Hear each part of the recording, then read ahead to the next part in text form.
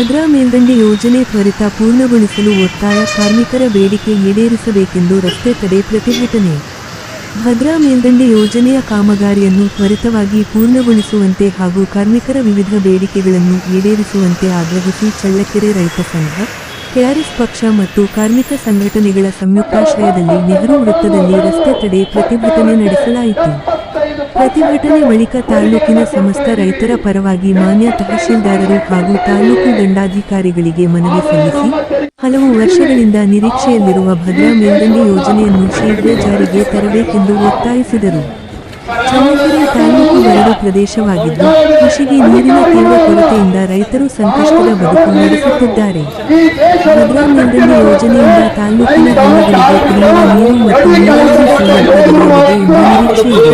ಈ ಯೋಜನೆಯಲ್ಲಿ ಕೈಬಿಟ್ಟಿರುವ ಗ್ರಾಮಗಳು ಹಾಗೂ ಕೆರೆಗಳನ್ನು ಕೂಡ ಸೇರಿಸಿ ಸಮಗ್ರ ಯೋಜನೆ ರೂಪಿಸಿ ಎಲ್ಲ ಹಳ್ಳಿಗಳಿಗೆ ನೀರು ಒದಗಿಸಬೇಕೆಂದು ಮನವಿಯನ್ನು ತಿಳಿಸಲಾಗಿದೆ.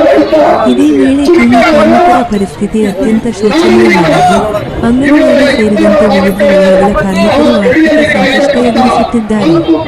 ಇತ್ತೀಚೆಗೆ ಜಾರಿಗೆ ತರಲು ಉದ್ದೇಶಿಸಿರುವ ಕೆಲವು ಕಾಯ್ದೆಗಳು ಅವರ ಜೀವನಕ್ಕೆ ಮಾರಕವಾಗುವ ಸಾಧ್ಯತೆ ಇದೆ ಎಂದು ಪ್ರತಿಭಟನಾಕಾರರು ಆತಂಕ ವ್ಯಕ್ತಪಡಿಸಿದರು.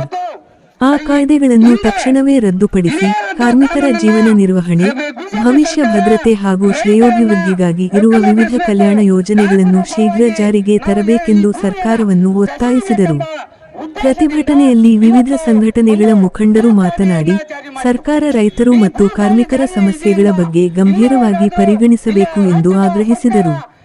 ಇದರ ಮಧ್ಯೆ ಚಳ್ಳಕೆರೆ ಬಂದ್ ಕರೆ ಮಿಶ್ರ ಪ್ರತಿಕ್ರಿಯೆ ಕಂಡುಬಂದಿತು.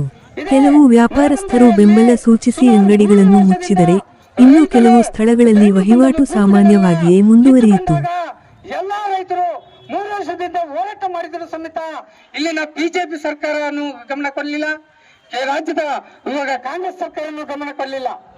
ಮೊನ್ನೆ ನಡೆದಂತ ಹೋರಾಟದಲ್ಲಿ ಆ ರೈತರಿಗೆ ಸಿಐಟಿನ ಕಾರ್ಮಿಕರು ಮತ್ತು ಎಡಪಂಥೀಯ ರಾಜಕೀಯ ಪಕ್ಷಗಳು ಮತ್ತು ರೈತರು ದುಡಿದಾದಂತ ಹೋರಾಟ ಮಾಡಿ ಆ ಭೂಮಿಯನ್ನು ವಾಪಸ್ ಪಡೆಯಕ್ಕೆ ನಾವು ಚಣತಟ್ಟು ನಾವು ಸಾಧನೆ ಮಾಡಿದ್ವಿ ಅಂತ ಈ ಸಭೆಯಲ್ಲಿ ಹೇಳಕ್ಕೆ ನಾವು ಇಷ್ಟಪಡ್ತಿದ್ವಿ.